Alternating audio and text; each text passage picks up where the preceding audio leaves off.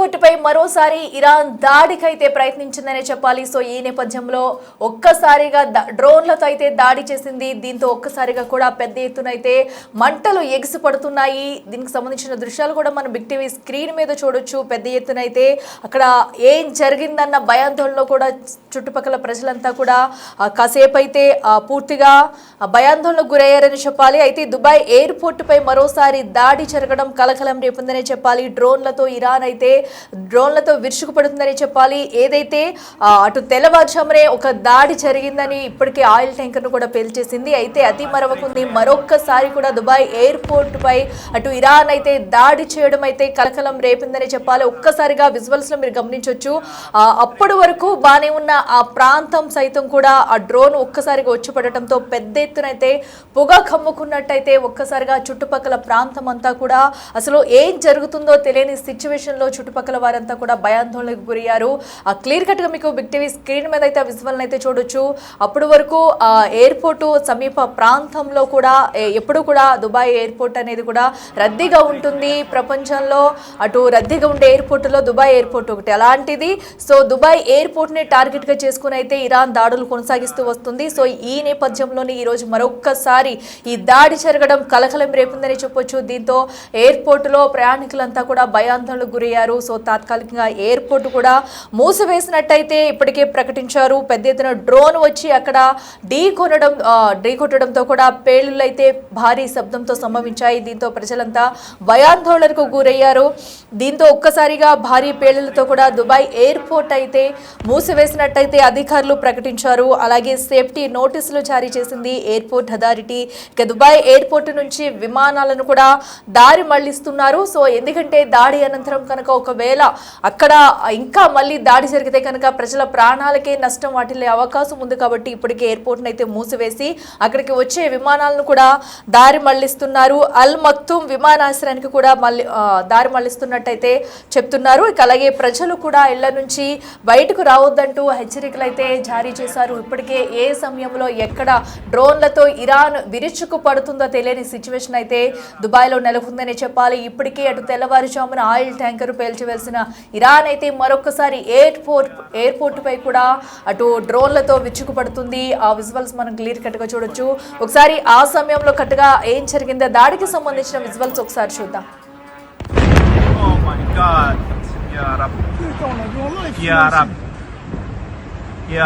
Straight to the aircraft. Straight to... Ya Allah.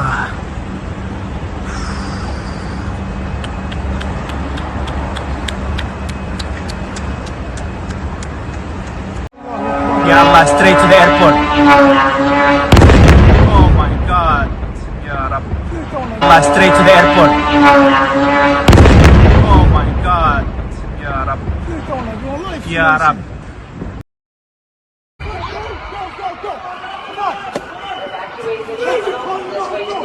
Keep moving. Grab your stuff. Let's go. Head to the door. Ya Rab, straight to the aircraft. Straight to... Ya Allah.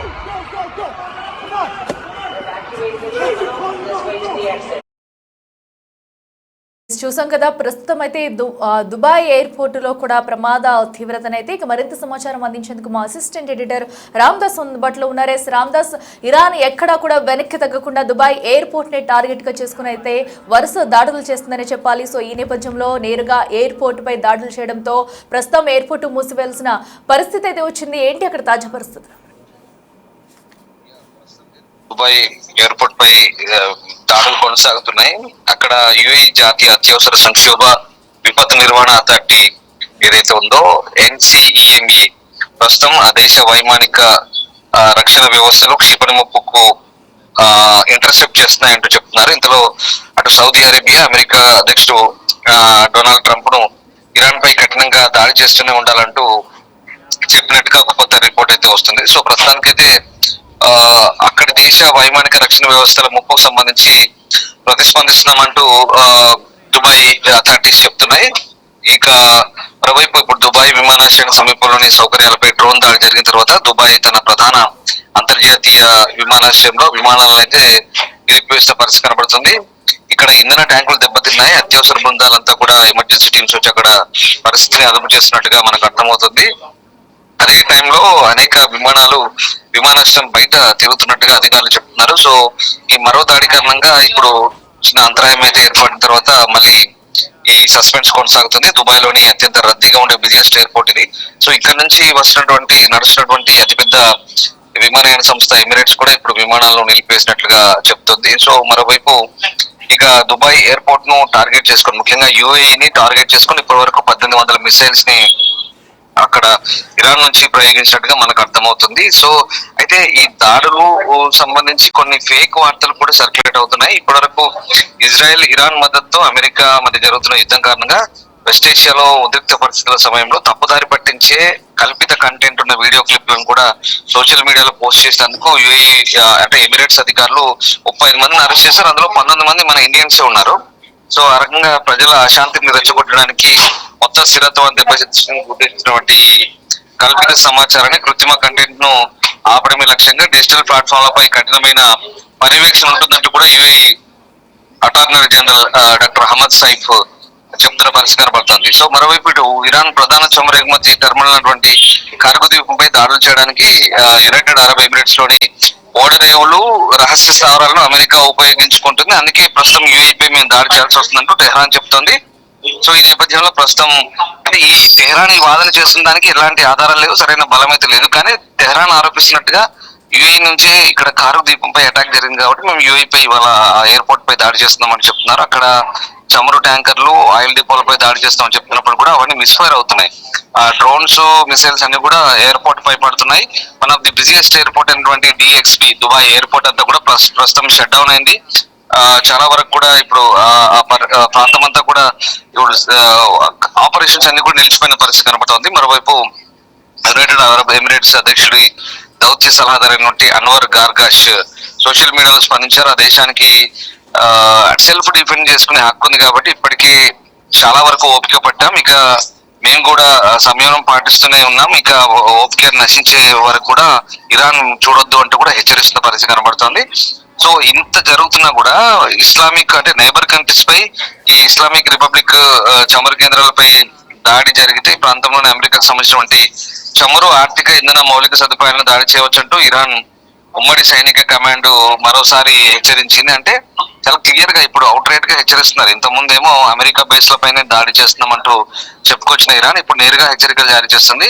ఇక direct గా తామే ఈ దాడులు చేస్తున్నామంటూ ప్రస్తుతం Iran central command ఏదైతే ఉందో వాళ్ళు direct గా హెచ్చరిస్తున్నారు.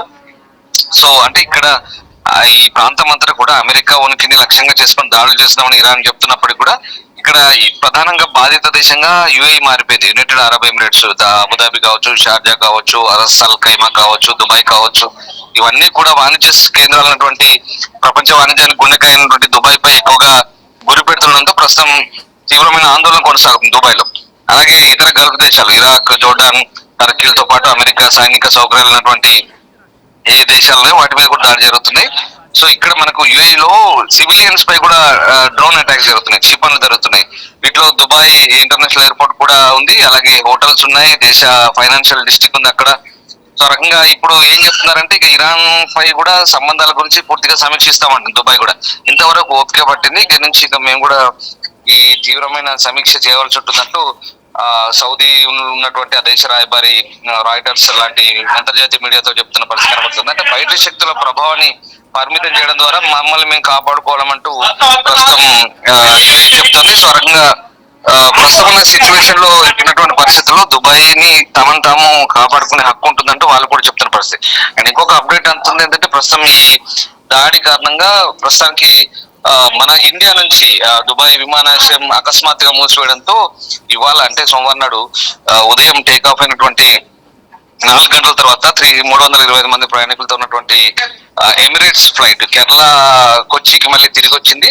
ఇది EK533 అనే ఒక ఫ్లైట్. అది తెల్లవారుజామున 4:30కు బయలుదేరింది కొచ్చి నుంచి, 8:30కు తిరిగి ల్యాండ్ అయింది. మళ్ళీ అంటే ఈ భద్రతా కారణాల దృష్ట్యా విమానాశ్రయం మూసివేసిన నేపథ్యంలో ఇవన్నీ కూడా మళ్ళీ రిటర్న్ వచ్చిన పరిస్థితి. అంటే ఎప్పుడైతే డ్రోన్ అటాక్ జరిగిందో విమానం పైన, విమానం బయట విమానాలన్నీ కూడా చక్కర్లు కొడుతున్నాయి, ల్యాండ్ కాలేదు. చాలా వరకు ఈ రెండోసారి అటాక్ అవడంతో అక్కడ అక్కడ సేఫ్టీ ప్రికాషన్స్ లో భాగంగా, సేఫ్టీ మెజర్మెంట్స్ లో భాగంగా అన్ని బయటనే చెక్కలు కొట్టి మళ్ళీ ఎక్కడి నుంచి వచ్చా అక్కడికి చాలా వరకు ఫ్లైట్స్ అన్ని రిటర్న్ అయ్యాయి, కొన్ని ఫ్లైట్లు దారి మళ్లించారు.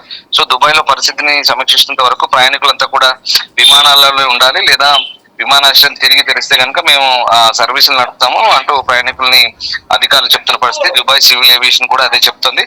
సో రకంగా ప్రస్తుతం ఉన్నటువంటి పరిస్థితుల్లో ఇటు ఫిబ్రవరి 28 నుంచి ఇరాన్ ఎప్పుడైతే రిటాలియేషన్ స్ట్రైక్ చేస్తుందో మస్కట్ మినహా పశ్చిమాసియాలోని చాలా టార్గెట్స్ ని అక్కడ గమ్యస్థానాలకు విమానాలు అయితే రద్దు చేయబడ్డాయి. ఆ రకంగా ఇప్పటి వరకు ఇంకా వీటిని పునరుద్ధరించే అంశం సంబంధించి ఎప్పుడు పరిస్థితులు చక్కబడితే అప్పుడు మళ్ళీ పునరుద్ధరించే అవకాశం కనిపిస్తుంది. సో భద్రతా పరమైన కారణాల దృష్ట్యా ప్రస్తుతానికి విమానాశ్రయం అయితే తాత్కాలికంగా షట్ డౌన్ చేశారు. ఆ రకంగా ఇప్పుడు దుబాయ్ కి వేరే దేశాల నుంచి వెళ్లాల్సినవి, దుబాయ్ నుంచి ఇతర దేశాలకు రావాల్సినవి అంతా కూడా షట్ డౌన్ అవుతున్న పరిస్థితి కనబడుతుంది. సో ఫైనల్ గా పశ్చిమాసియా అంతా కూడా మళ్ళీ బగ్గుమంటుంది. ఇరాన్ చేసినటువంటి ప్రతీకార దాడులతో గల్ఫ్ దేశాలన్నీ కూడా వణికిపోతున్నాయి. బట్ గల్ఫ్ దేశాలు ఈసారి చాలా తీవ్రంగా స్పందించే అవకాశం ఉంది, ఎందుకంటే చాలా వరకు సంయమనం పాటించారు. ఇక దాడులు కనుక తీవ్రమైతే తాము కూడా ఆత్మరక్షణ కోసం ప్రతిగా దాడులు చేసేందుకు ఎట్టి పరిస్థితుల్లో కూడా వెనకాడమంటూ చెప్తున్న పరిస్థితి కనబడుతుంది. ఓవరాల్ గా ఇప్పుడున్న పరిస్థితుల్లో మరి అక్కడ ఇటు ఈ గత గంటన్నరలో ఆ దేశ తూర్పు ప్రాంతంలో ప్రవేశించిన 30 డ్రోన్లను కూడా అడ్డుకున్నట్టు అటు సౌదీ చెప్తోంది. అలాగే సౌదీ అరేబియా తూర్పు తీరంలోని రాస్ తన్నూరా ఆయిల్ రిఫైనరీపై కూడా దాడులు జరిగాయి. యుఏఈ సరిహద్దు సమీపంలో ఉన్నటువంటి సైబా చమురు కేంద్రంపై కూడా డ్రోన్ దాడి జరిగింది. ఇరాన్ కు సంబంధం లేదని చెప్తున్నప్పటికీ కూడా ఇరాన్ సంబంధం లేకుండా మరి డ్రోన్లు మిసైల్ దగ్గర నుంచి వచ్చాయని చెప్పి వీళ్ళంతా ఆరోపిస్తున్నారు. సో ఏదేమైనా గల్ఫ్ కంట్రీస్ అన్నింటి కూడా టార్గెట్ చేయడం ద్వారా ఒత్తిడి పెంచి అమెరికాపై తీవ్రమైన ఒత్తిడి తీసుకొచ్చే ప్రయత్నాల భాగంగానే ఇప్పుడు ఇరాన్ ఈ ప్రయత్నాలు చేస్తుందంటూ అంతర్జాతీయ విశ్లేషకులు అయితే చెప్తున్నారు. చూడాలి మరి వెస్ట్ ఏషియాలో పరిస్థితులు ఎప్పుడు చక్కబడతాయి, ఏ రకంగా మరి దీన్ని దేశాలు తీసుకుంటాయి, ఏ రకంగా ఇరాన్ కు మరి రియాక్షన్ ఉంటుందనేది వేచి చూడాల్సిందే. Okay, right Ramdas, thank you. చూస్తున్నాం కదా, ప్రస్తుతం అయితే అటు దుబాయ్ ఎయిర్పోర్టులో డ్రోన్ల దాడితో కూడా ఒక్కసారిగా పెద్ద ఎత్తున భారీ మంటలు అలుముకున్నాయని చెప్పాలి. దీంతో ఎయిర్పోర్ట్ అయితే తాత్కాలికంగా మూసివేశారు. అయితే ఎయిర్పోర్ట్కి రావాల్సిన విమానాలన్నింటినీ కూడా తిరిగి ఎక్కడి నుంచి స్టార్ట్ అయ్యో అక్కడికి తిరిగి చేరుకుంటున్నాయి. కొన్ని విమానాలను అయితే దారి మళ్లించారు. ఏదైతే ఆల్ మక్తుమ్ విమానాశ్రయానికి కూడా కొన్ని విమానాలను అయితే దారి మళ్లించారు. ఇక అలాగే ప్రజలు ఎవరు కూడా ఇళ్ల నుంచి బయటకు రావద్దంటూ హెచ్చరికలు జారీ చేస్తున్నారు. ఎందుకంటే ఇప్పటికే రెండోసారి దాడి జరిగింది. అయితే ఇరాన్ అయితే డ్రోన్లతో కూడా విరుచుకుపడుతుందని చెప్పాలి. ప్రధానంగా గల్ఫ్ దేశాలనే లక్ష్యంగా చేసుకుని అయితే ఇరాన్ అయితే విరుచుకుపడుతుంది. మరి ఒకవేళ గల్ఫ్ దేశాలు తిరిగి దాడి ప్రారంభిస్తే కనుక యుద్ధం మరింత ఉధృతమయ్యే ఛాన్సెస్ అయితే ఎక్కువగానే ఉన్నాయి. సో ఇప్పటి వరకు కూడా ఏదైతే అటు అమెరికా, ఇటు ఇజ్రాయెల్, ఇరాన్ మధ్య దాడి మొదలైనప్పటి నుంచి కూడా ఇటు ఇరాన్ సైతం కూడా ప్రధానంగా గల్ఫ్ దేశాలనే లక్ష్యంగా చేసుకున్నాయి. అమెరికా ఎంబసీకి సంబంధించి కూడా వాటిపై దాడులు చేస్తూ వస్తుంది. సో ఈ రోజు తాజాగా కూడా దుబాయ్లోని 2 సార్లు వరుసగా దాడులు చేసింది. ఎయిర్పోర్ట్ పై దాడి చేయడంతో కూడా అటు ప్రయాణికులతో సహా అటు ఎయిర్పోర్ట్ సిబ్బంది కూడా భయాందోళనకు గురయ్యారు. సో ఈ నేపథ్యంలో ఎయిర్పోర్ట్ అయితే మూసివేశారు. మరి పరిస్థితులు చక్కబడేంత వరకు కూడా ఎయిర్పోర్ట్ అయితే తిరిగి తెచ్చుకునే అవకాశం అయితే అక్కడ కనిపించట్లేదు. ఎందుకంటే సిచ్యువేషన్స్ కూడా అలా ఉన్నాయి. అయితే ఏదైతే ఆయిల్ ట్యాంకర్ ని ఆ డ్రోన్ తో పేల్చివేసిన తర్వాత భారీ ఎత్తున మంటలు కూడా ఎగిసిపడ్డాయి. మరొకసారి ఎయిర్పోర్ట్ లోనే దాడి చేయడంతో కూడా ఎయిర్పోర్ట్ అయితే ప్రస్తుతం మూసివేసిన సిచ్యువేషన్ నెలకొంది. దీంతో అందరూ అప్రమత్తంగా ఉండాలి. ప్రయాణికులంతా కూడా అందరికీ కూడా ఇప్పుడు ఏదైతే అక్కడ ఎవరైతే టికెట్లు తీసుకుని ప్రయాణాలు చేసేందుకు రెడీగా ఉన్నారో వారందరినీ కూడా వెనక్కి పంపించేస్తున్నారు. మరి దీనిపై మళ్ళీ తిరిగి ఎప్పుడు తెచ్చుకోనుంది, ప్రస్తుత సిచ్యువేషన్ ఏంటనేది కూడా తెలియరావాల్సింది. Straight to the aircraft. Ya Allah, straight to the airport. Oh my God. Ya Rab. Oh my God. Ya Rab.